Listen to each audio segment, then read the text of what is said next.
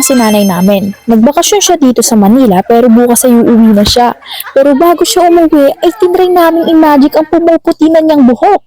Pero paano namin yung gagawin? Until nakita namin itong shampoo dye. Kaya tinry namin and it went like this. Ano masasabi mo? Ang ganda. Maganda daw. Ay, ang ganda po na, oh! Ayan na po, kasalukuyang nilalagay natin at titingnan natin si nanay ang ating test subject. May experiment tayo, si nanay ang ating test subject. Para mahabang mga 1 week to 2 weeks siya.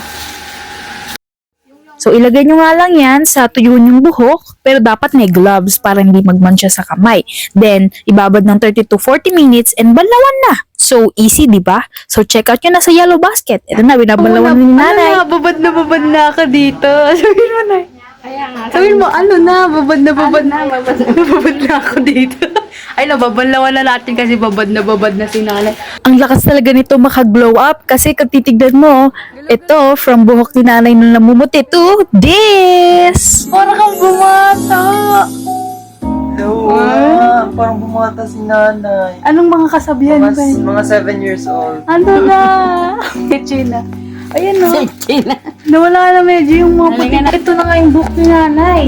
Ayan na oh. Oh, nawala na yung puti-puti. Yung brown na siya.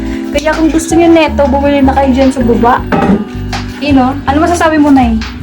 Bumata siya. War na siyang 7 years old si Cheche. Sabi niya. Ayan oh.